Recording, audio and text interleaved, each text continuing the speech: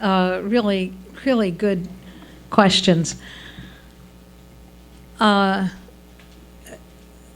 me first say, in terms of current news, was a good question.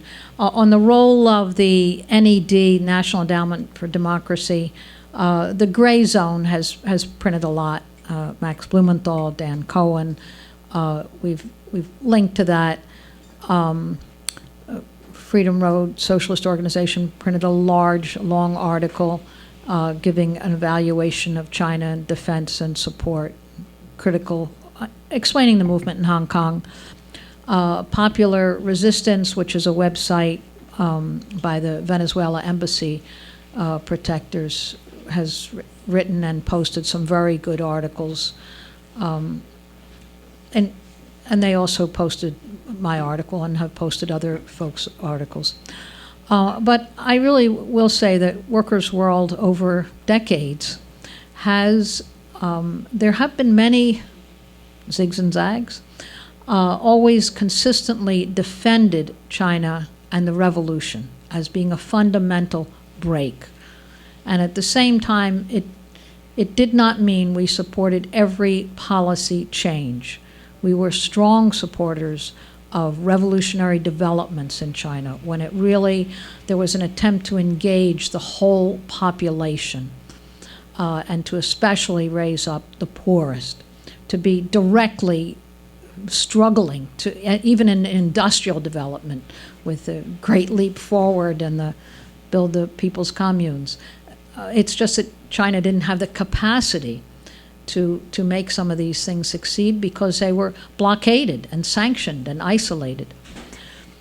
But they were a beacon of hope because it was such a huge thing that they were attempting to do.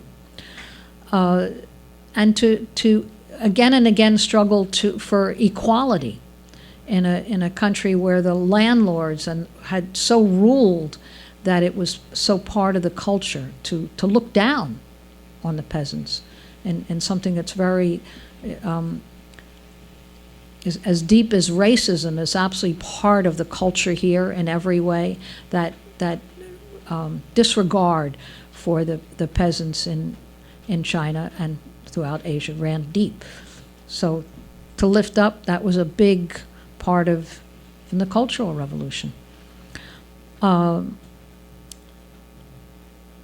And we also explained and defended, China is still a socialist country, but in 1979 there was a sharp turn with Deng Xiaoping coming to Washington and really developing what was an effort at enticing the capitalists of big corporations into China and developing the economy in China by investment, huge investments. The very same month as that visit to Washington, China attacked Vietnam, and the struggle with the Soviet Union reached a whole new level. Now, we said, no, we don't support that. We support revolutionary Vietnam, who had handed U.S. imperialism the biggest defeat in its history. So we were completely with Vietnam. But at the same time, we said it doesn't mean that China is a capitalist country. They are making a compromise and a deal with the devil. And we hope they'll be able to survive this. Now, all that's 40 years ago. So there have been these struggles in China, even among the leadership. But the one thing that was important was they maintained the Communist Party in leadership. And there have been endless efforts to sabotage that. Tiananmen Square was one thing, because it was happening at the same time as they were able, through Gorbachev and then Yeltsin, to absolutely flip the Soviet Union and pull it apart, dismember it. That's what they wanted to do to China 30 years ago. And they were pushed back. And at that time, there was some reevaluation within China, beginning to be. So I wanted to, from there, very much pick up on Larry's point. Will this be another step that moves China to the left? Because it's not just the struggle for economic development. Has to be a political struggle. This is something that Fidel, I think, in Cuba has raised again and again. And of course, they're right on the tip, so small. But that if the masses aren't won to politically defending the state, then they're easy prey. Because U.S. propaganda is strong and skilled. They have just hundreds of years of how to permeate the culture. And they have fertile ground because there's inequality and there's anger over it still. So we can't forget that. I did want to very much, it's important to raise Kashmir because that's going on as this is happening. And here is complete martial law, total lockdown. Now, the people of Kashmir are an oppressed nation with the right to self-determination. That's never been recognized. It's still being debated 60, 70 years on in the United Nations. They'll pass a resolution, but just like with Palestine, they never do anything. And the people exist in a completely captured position that's just gotten much harder because they had a special status and that just got revoked overnight. And it was a decision by the Modi government at the very time when there was a whole campaign against the Muslim population of India. So it shows there's an effort to use reaction and an effort to further divide as a way, that's a right-wing way to stay in power. You got to whip up part of the population against another part. And it is true that the whole socialist path to development is how to build the greatest unity, and especially always to give the greatest recognition to those who are the most oppressed, who had the least rights. It's the only way you're going to turn it around. But the capitalist way, it's just like what Trump is doing today. That's what they decided to do in India. Oh, okay, we're going to rally the most right-wing forces. So anyway, we stand with Kashmir, and we stand also with Gaza. Now, I mean, week after week after week, the youth go out and they are shot down. These Friday demonstrations, and yet they come back again and again. And you can't find an article online about it. Maybe on electronic intifada, but you won't see it in the media here. You won't see it in the corporate media. Not at all. Or Yemen, where, 4 years on this struggle, and the U.S. is firing drones and bombs and missiles and a naval blockade every day. Just yesterday, a U.S. drone over Yemen was shot down. And the U.S. objected. How dare you shoot down our drone that's bombing you? So, at any rate, we want to remember those struggles and raise them up so that people who are confused by this see the difference. Why the support for Hong Kong? I so very much agree with Larry's point that China is big. And what's different is it is now really rapidly developing and modernizing. And so that changes it. The one country, two systems is an inherently unstable, impossible arrangement. It was going to be in place for 50 years. But that's making a lot of assumptions that the imperialists abide by any treaty. It's like assuming you could sign an agreement with a boss to have labor peace for the next 50 years. It won't last 6 months. I mean, it's not the way that they function. And so they're just doing what they can possibly do to break the agreement or challenge it.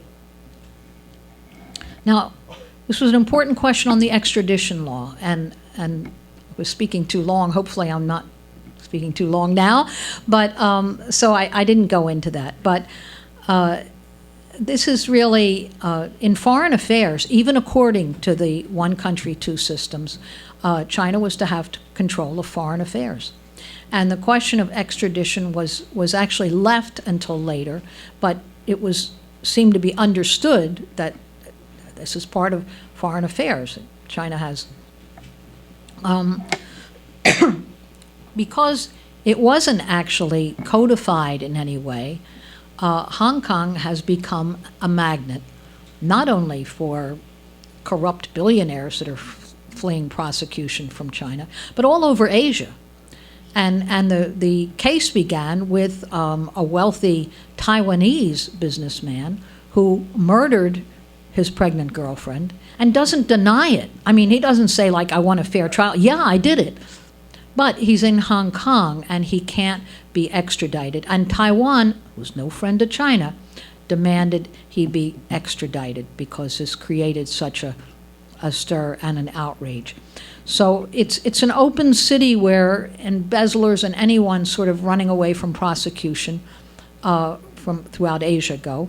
And as a matter of fact, it's so understood that all sorts of billionaires from China and many other places want to invest in apartments. That's why the real estate goes up and up and up, and have bank accounts in Hong Kong in case they gotta, skip fast. That's the understanding. So to say something else on Hong Kong, the way it's structured, half the seats in the Hong Kong legislature, what's called the Lego, are guaranteed to capitalists and landlords. Half the seats. So that means they can veto anything or just keep it gummed up forever. And then the other half seats are held, a majority of the other popularly elected seats are actually held by groups that are pro-China. But the power of the capitalist bloc, along with these NED-funded groups, are able to stop anything from happening, including even a tax increase to build some popular housing, to do anything at all. Those low taxes come from, the real estate interests. I think 90% of Hong Kong, Kowloon, the new territories, is open land. So why don't they build housing there? Because capitalists, the more the real estate value goes up, if you don't open all that other land for housing, they make money. And that's what they're in business to do. So for them, it's entirely reasonable to just have real estate going higher and higher, and people living in rooms. The average room in Hong Kong is about smaller than a parking spot in the U.S. is today in a parking garage. So, this is the things that aren't raised here, but everyone in Hong Kong is dealing with it and knowing they have no future because of it. And when they're told that it's because the present Hong Kong government is to blame, that's where the anger turns. How could it not? How could it not? So it has made China extremely vulnerable. I'll just end on that. What's the long-term prognosis in this? And I never felt I could read tea leaves or know the future in that way, because there are always the surprise things that happen that you didn't take into account, and we only know a little bit.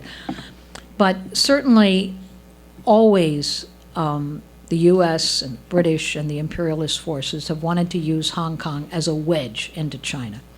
They thought they were training a whole generation who would be able, as socialism collapsed in China, would go in and be, their collaborators. I mean, that was their picture of they're very well educated, but they're completely business and bank, insurance companies. It's where the big accounting firms are and all of that. And they know China very well, and they're Chinese. So they were to be this new army, such as the U.S. and the British and other imperialists have had time and again. You need a whole class of collaborators. But it didn't turn out that way, see? And so they're very frustrated. Will they keep trying? Of course. And will they try other things? Of course. And can they get it going at the same time? Because they want to infect the capitalist groupings in China, within China, and they also want to impact here. So it's not surprising that really wonderful people who are in the streets fighting here, the cops, see an image of a struggle using flames I mean, picture, would any U.S. city, could we go and attack and take apart a police station, break into the legislature, tear it apart, and no one is shot? I mean, there's not a day in the U.S. Occupy the airports. There's not a day in the U.S. where someone isn't killed by the cops, and yet not one person has died in these exchanges. It's almost shocking. And as China has said, look what happened in New York and in London and cities around the world to the Occupy movement. We haven't done that. So, but it can't just be answered like that. I mean, I see some of the pro-China demonstrations are saying, oh, well, we support the police. I don't know. That's not a very convincing argument. But now, China wants to maintain the one country, two systems. They do. They have a stake in it. And we can say it's an unequal treaty. They're forced into it. There was no other way for them to reclaim control of Hong Kong. But it is for them the way in which they're speaking to a population in Taiwan and also to their own capitalist class, saying we're guaranteeing you certain rights if you'll be loyal to one country. I think it won't last 50 years, that's for sure. And China has two ways in which they're responding. They released a whole series of videos showing what military intervention could do in Hong Kong, or if there's war. They're pretty vivid videos. And they're saying we have the right to self-defense. However, they've also released this study saying Shenzhen is actually a far more modern, developed, planned economy, and it's just across the river. And we're able to move financial arrangements. Their banks are actually larger than U.S. banks. So they could also do something which the capitalists truly fear, and that is being made irrelevant. That's a big threat. So anyway, there's a lot in the balance here. I think the important thing for us is always our support and our defense of the Chinese Revolution, of the attempt to build socialism, as difficult as it is, and to also see in China today, because the working class is educated and skilled, and there's a whole new opening happening. It has changed history in the past, the Chinese Revolution, and that in the future I think will really continue to be very much true. This is a dying system right here. It offers nothing except militarism and war and racism and division of every form. So our hearts are with those who are fighting always for a new world and for unity in every way.